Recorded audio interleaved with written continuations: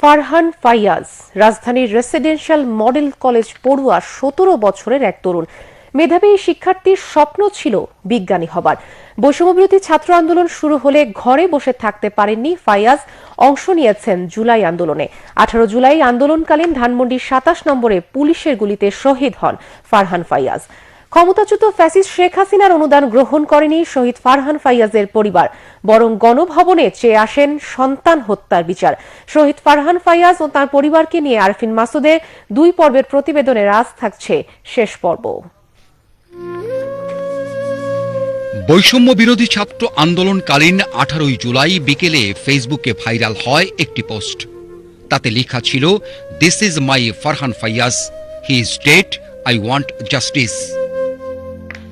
জুলাই আন্দোলনে শহীদ ফারহান ফাইয়াজের খালা নাজিয়া খানের ভেরিফাইড ফেসবুক থেকে এই পোস্টটি মুহূর্তেই ছড়িয়ে পড়ে দেশ বিদেশ।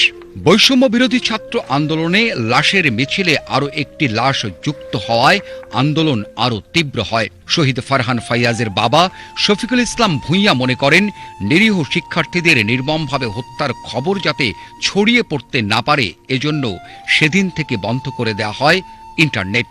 আমার ছেলে গুলিবিদ্ধ ও নিথর দেহটা যখন রিকশাতে করে ওর সহপাঠীরা হসপিটালে নিয়ে যাচ্ছিল, তখন ওই ছবিটা ফেসবুকে ভাইরাল হয়। ইভেন ওর আন্টি একটা পোস্ট দিয়েছিল যে this is Farhan Fayaz, he is just dead now, I want justice.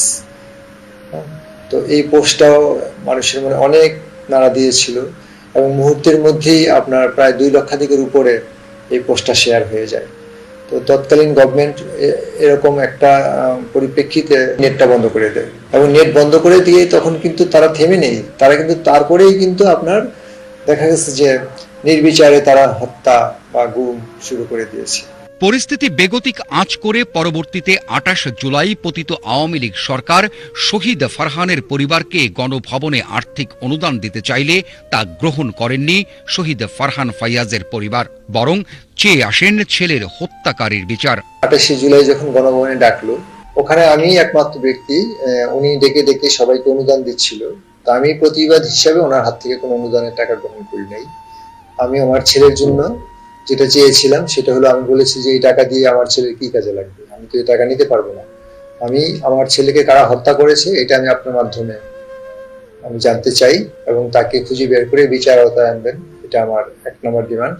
৫ August fascist Sheikh হাসিনার পতনের পর অন্তর্বর্তীকালীন সরকার আন্তর্জাতিক অপরাধ ট্রাইব্যুনাল পুনর্গঠন করলে ট্রাইব্যুনালে শহীদ ফারহান ফাইয়াজ হত্যাকাণ্ডের মামলা দায়ের করেন তার পরিবার। ইন্টারন্যাশনাল ক্রাইম ট্রাইব্যুনালে মামলা করেছি। তো যতটুকু আমি জানলাম যে ওটা অলরেডি ইনভেস্টিগেশন হচ্ছে, খুব দ্রুতই আমরা আশাবাদী যে এটার একটা রেজাল্ট দেখতে পাবো। তারা বিশ্বাস করেন, বৈষম্য বিরোধী ছাত্র আন্দোলন থেকে ছাত্র জনতার গণঅভ্যুত্থানে সকল শহীদের হত্যার উপযুক্ত বিচার করবেন আন্তর্জাতিক অপরাধ ট্রাইব্যুনাল। আরফিন মাসুদ, বাংলাদেশ টেলিভিশন, ঢাকা।